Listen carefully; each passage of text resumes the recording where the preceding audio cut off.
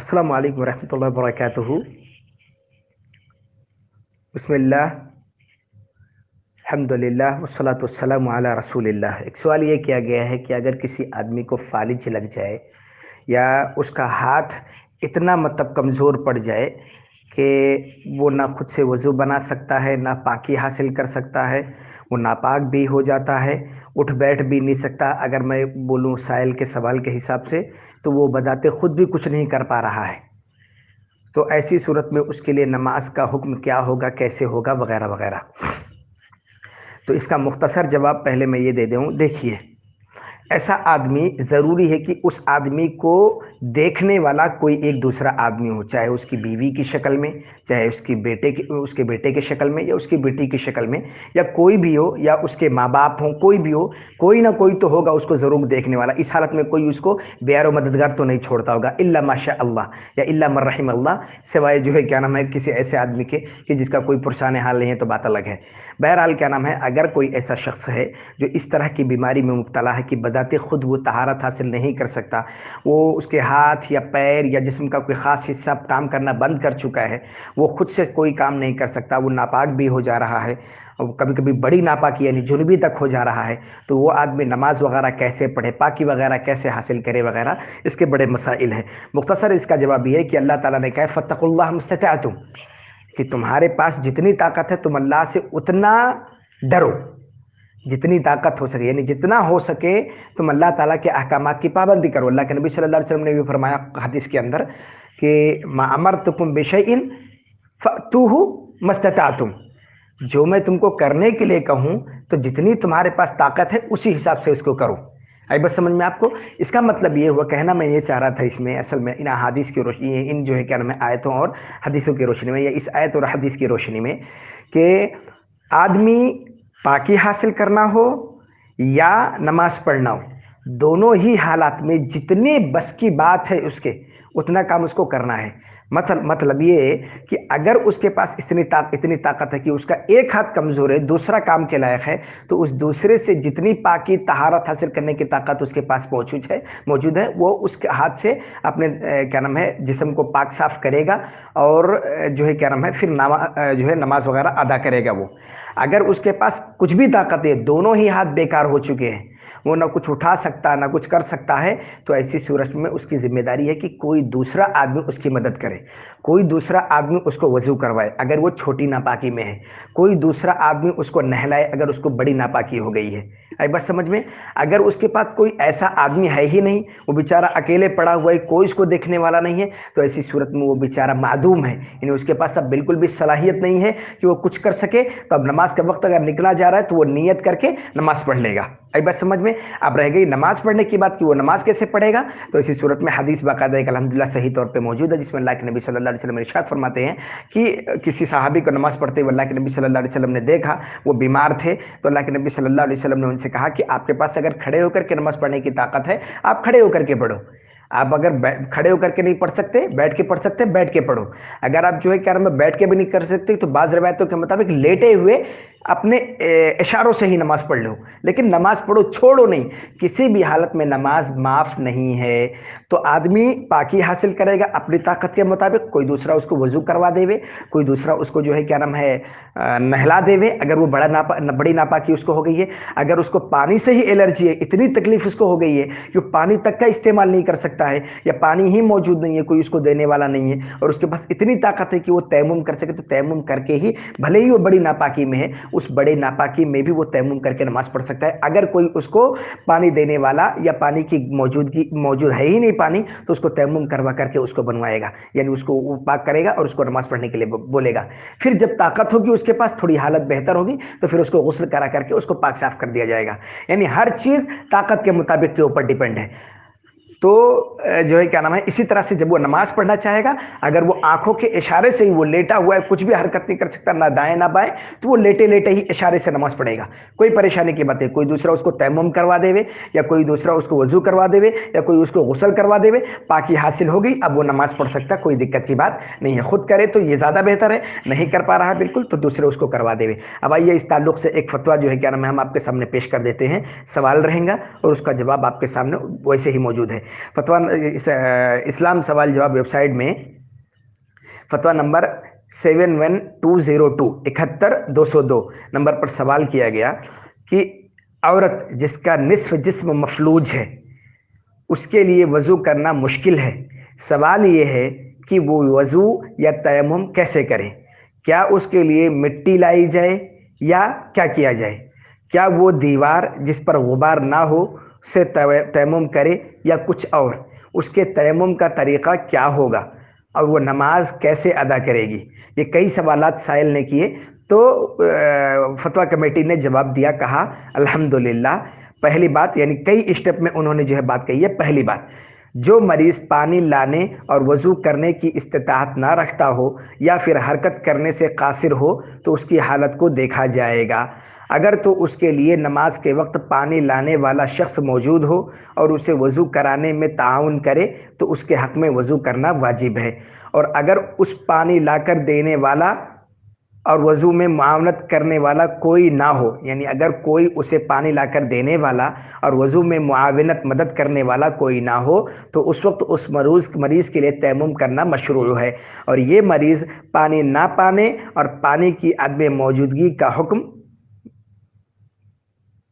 اس حکم میں داخل ہو جائے گا کہ ایسا آدمی ہو چکا ہے جو پانی نہیں پا رہا یا پانی ہی اس کو نہیں مل پا رہا ہے۔ کہتے ہیں اس لیے کہ اللہ سبحانہ و تعالیٰ کا فرمان ہے، جہاں تک ہو سکے اللہ تعالیٰ کا ڈر اور تقوی اختیار کرو، سورہ تغابن آیت نمبر 16۔ اور نبی کریم علیہ الصلوۃ والسلام کا فرمان ہے، جب میں تمہیں کوئی حکم دوں تو حسب استطاعت اس پر عمل کرو، صحیح بخاری حدیث نمبر 7288 7288، صحیح مسلم حدیث نمبر 1337 1337۔ امام ابن قدامہ رحمہ اللہ اپنی کتاب المغنی میں کہتے ہیں، جو مریض حرکت کرنے کی استطاعت نہ رکھتا ہو اور اسے پانی لا کر دینے والا بھی کوئی نہ ہو تو وہ پانی نہ پانے والا کی طرح ہی ہے، یعنی وہ ایسے شخص کی طرح ہے جس کو پانی ہی نہیں مل پا رہا، کیونکہ وہ پانی تک پہنچ ہی نہیں سکتا۔ چنانچہ یہ اس شخص کے مشابہ ہوا جو شخص کنواں تو پائے لیکن اس سے پانی نکالنے کے لیے کوئی چیز نہ ہو، اور اگر وہ نماز کا وقت نکلنے سے قبل پانی لانے والا شخص پالے تو وہ پانی پانے والے کی طرح ہے، کیونکہ وہ اس شخص کی طرح ہے جو وقت کے اندر پانی نکالنے والی چیز پالے۔ یعنی کہنا چاہ رہے ہیں وہ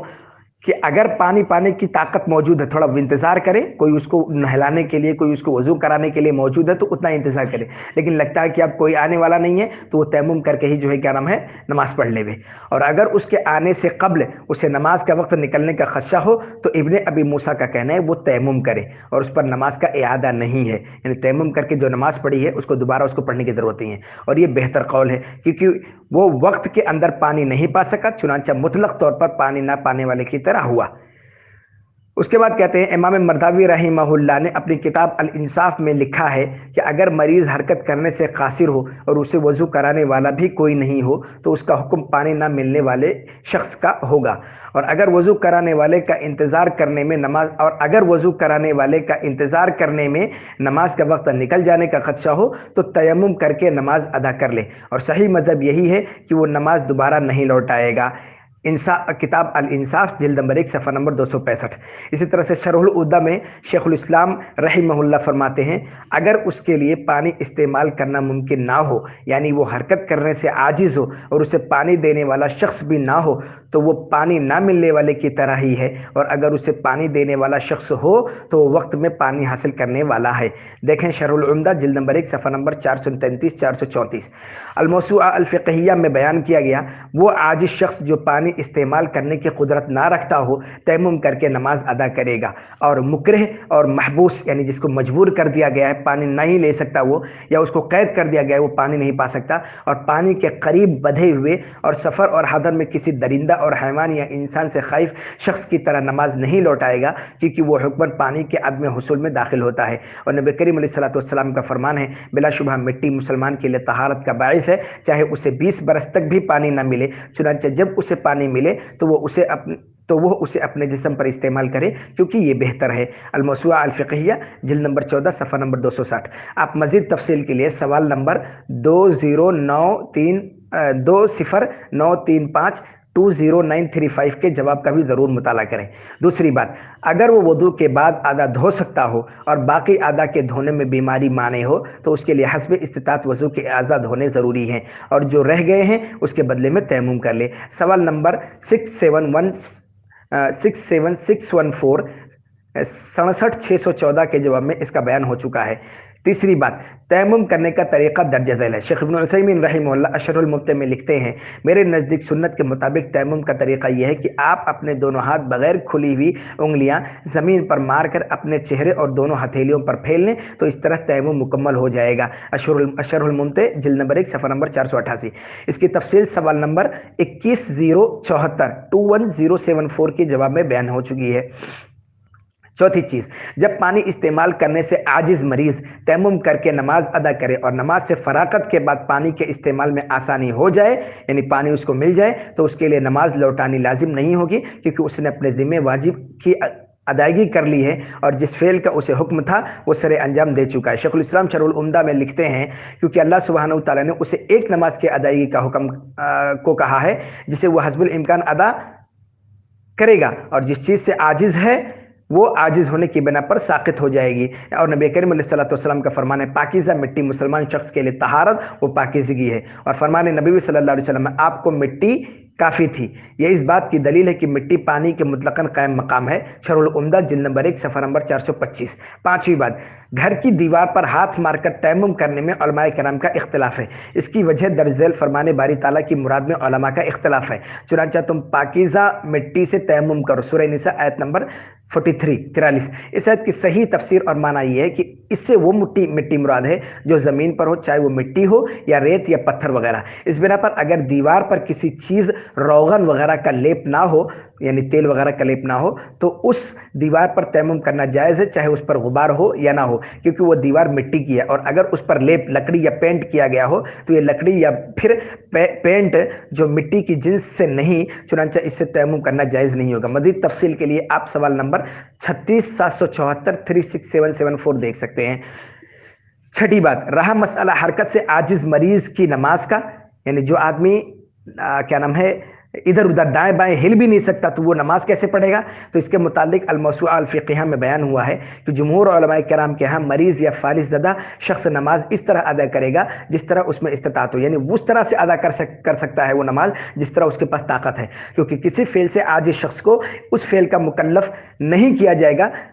جس کی وہ طاقت نہیں رکھتا۔ چنانچہ جب کھڑا ہونے سے عاجز ہو تو بیٹھ کر رکوع اور سجود کر کے نماز ادا کرے گا، اور اگر اس سے بھی عاجز ہو تو بیٹھ کر اشارہ کے ساتھ نماز ادا کرے اور سجدہ کے لیے رکوع سے کچھ زیادہ جھکے گا، اور اگر وہ بیٹھنے سے بھی عاجز ہو تو لیٹ کر اشارہ کر لے، کیونکہ عذر کی بنا پر رکن ساقط ہوا ہے، چنانچہ عذر کے مطابق ہی کیا جائے گا۔ عمران ابن حسین رضی اللہ تعالیٰ سے مروی ہے، وہ بیان کرتے ہیں کہ میں بیمار ہوا تو رسول کریم صلی اللہ علیہ وسلم میری عیادت کے لیے تشریف لائے اور فرمایا کھڑے ہو کر نماز ادا کرو، اگر کھڑے ہو کر نماز ادا کرنے کی استطاعت نہیں تو لیٹ کر اشارہ کے ساتھ نماز ادا کر لو۔ دیکھیں الموسوعہ الفقہیہ جلد نمبر 26 صفحہ نمبر 208۔ شیخ صالح فوزان حفظہ اللہ سے درج ذیل سوال کیا گیا، میرے والد صاحب کو بائیں جانب فالج ہے جس کی وجہ سے وہ حرکت نہیں کر سکتے، اس بنا پر وہ نہ تو چل سکتے ہیں اور نہ ہی خود بیت الخلاء جا سکتے ہیں، تقریباً 10 برس سے ان کی یہی حالت ہے، لیکن 3 یا 4 ماہ سے اس مرض میں شدت پیدا ہو چکی ہے، لہذا وہ اس بنا پر نماز ترک کر سکتے ہیں کیونکہ وہ نماز کے لیے طہارت نہیں کر سکتے، اور اگر ان کے لیے ایسا کرنا جائز نہیں تو پھر طہارت اور نماز کے لیے انہیں کیا کرنا ہوگا؟ اور اس حالت میں نماز معاف ہونے کے اعتقاد کی بنا پر بیماری میں جو نمازیں انہوں نے ادا نہیں کی اس کا کیا حکم تھا یا اس کا کیا کیا جائے؟ تو شیخ کا جواب تھا، مسلمان شخص جب تک عقل مند رہے اس سے نماز ساقط نہیں ہوتی، لیکن وہ اپنی حالت کے مطابق نماز ادا کرے گا، کیونکہ اللہ سبحانہ و تعالیٰ کا فرمان ہے حسب استطاعت اللہ تعالیٰ کا تقوی اور ڈر اختیار کرو۔ نبی کریم علیہ الصلوۃ والسلام کا فرمان بھی ہے نماز کھڑے ہو کر کے ادا کرو، اگر کھڑے ہونے کی طاقت نہیں تو پھر بیٹھ کر، اور اگر اس کے بھی آپ میں استطاعت نہیں تو پھر پہلو کے بل لیٹ کر۔ چنانچہ آپ کے والد جنہیں فالج کی بیماری ہے اگر وہ اپنے صحیح ہاتھ سے خود وضو کر سکتے ہیں تو وضو کریں گے، वगरना कोई और शख्स उन्हें वज़ू कराए, क्योंकि इस पर ये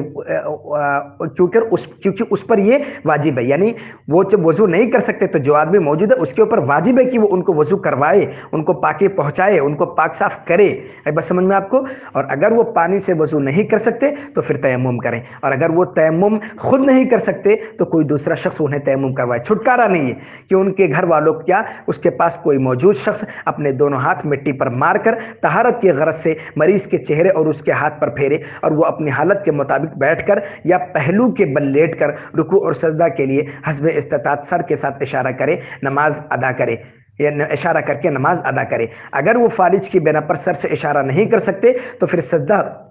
और रुकू में आंख से इशारा करके नमाज अदा करेंगे। मतलब ये है, आंख सजदा जब करेंगे तो एकदम तकरीबन समझ लीजिए बंद कर लेंगे, और जब रुकू करेंगे तो आधी करेंगे, और जब क़याम की हालत में रहेंगे तो आंखें एकदम खुली रखेंगे। ये तरतीब है उसकी। अल्हम्दुलिल्लाह दीन आसानी और सहूलत है, लेकिन इसका ये माना नहीं कि नमाज बिल्कुल अदा ही नहीं की जाए, बल्कि जैसा हम बयान कर चुके हैं कि वो अपनी हालत के मुताबिक नमाज अदा करे, और जो नमाजें उसने नहीं अदा की हैं बक़द्र इस्तिताअत उन्हें अदा करे। देखें अलमुंतका मिन फतावा अल-फौज़ान जिल्द नंबर 4 या फतवा नंबर 27, जिल्द नंबर 4 फतवा नंबर 27। वल्लाहु आलम बिस्सवाब। अस्सलामु अलैकुम व रहमतुल्लाहि व बरकातहू।